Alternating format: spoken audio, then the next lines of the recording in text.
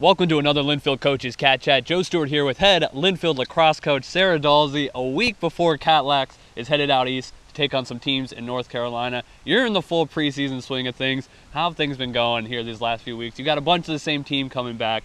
What's it been like working with that group again this winter? Yeah, as always, it's been really awesome. I'm looking forward to our trip out to North Carolina. I think it will be fun. I think, it's always nice to play different universities and colleges from other areas, especially with lacrosse. It's still growing out west, right? So it's always nice to kind of get out of the West Coast and see some other competitions. So we're excited.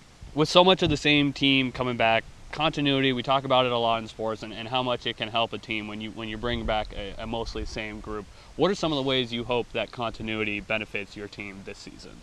Yeah, so I'm actually stoked for this season. This is the first year that we actually have a full roster, right? So when I first took over Linfield, I had 2 seniors, no juniors, and sophomores and freshmen. So this is the first season that we have seniors, sophomores, freshmen, juniors.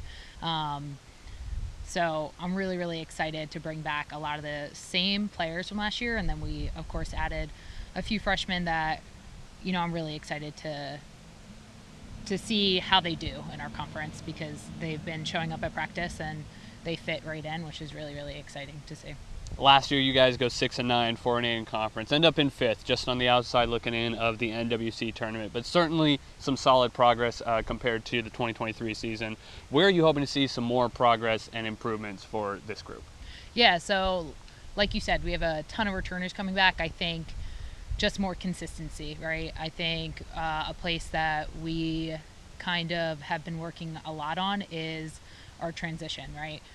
Just having a little bit more composure, making smarter decisions under pressure. We face a lot of teams that like to do a high pressure situation, and just limiting some turnovers and having more success clearing the ball out of our defensive end, I think is going to help us tremendously. Yeah, and you guys had a lot of success creating transition opportunities last year, certainly, as you ended up leading the league in ground balls, second in the conference in caused turnovers. Where did kind of those hustle stat areas, those effort areas, how did all that kind of benefit the highs of last season?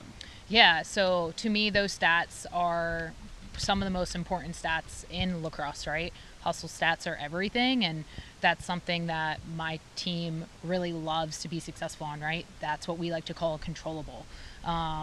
So anywhere that we can control the ball or kind of just give us we say 125% out on the field, we try to come up with those 50-50 balls as much as we can. I think in order to be successful and to win games, you have to have possession of the ball. So those hustle stats were really everything for us. And that's not a place that we tend on lightening up this season. I think just being able to still be successful with those ground balls, with those calls turnovers, and executing more efficiently on the offensive end, making smarter decisions is going to really play a huge role in our success this year.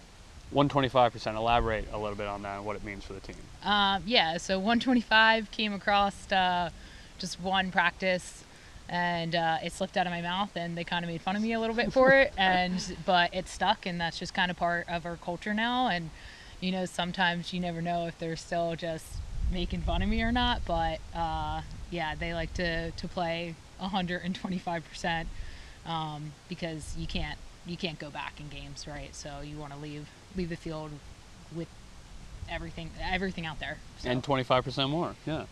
Yeah. Yeah.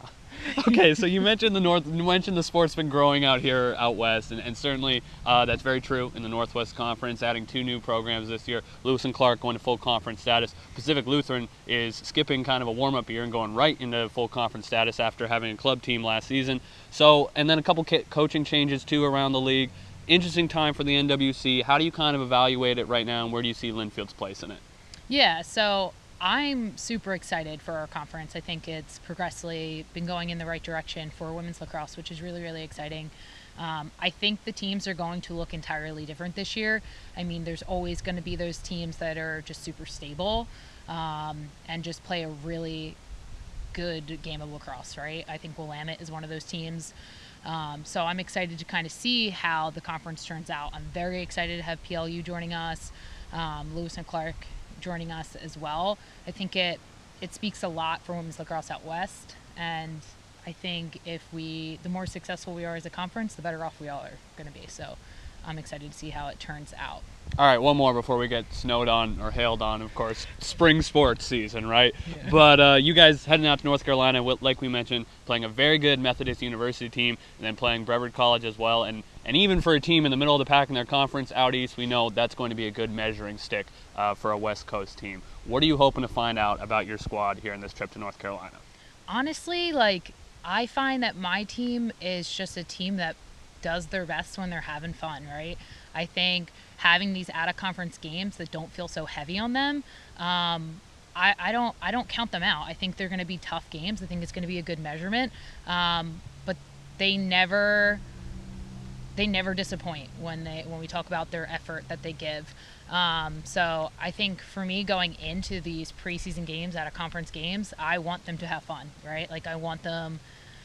It's a no stress situation, right? There's nothing to lose, and I think they know that, and I think it could be a really good experience to kind of see what my team can do, right? But also let them have a little bit of fun, have a little creativity, Excited to see it. Excited to see what CatLax can do out east. North Carolina, they're taking on Methodist University and Brevard College. 2 o'clock and 11 o'clock on the 14th and 16th. That's 2 o'clock and 11 o'clock Pacific times for the start of those games. Hopefully the weather's a little nicer than this in North Carolina, and hopefully it's nicer by the time the Wildcats open up the home slate on February 22nd here in McMinnville against Pacific. Coach, thanks for the time, and good luck this season.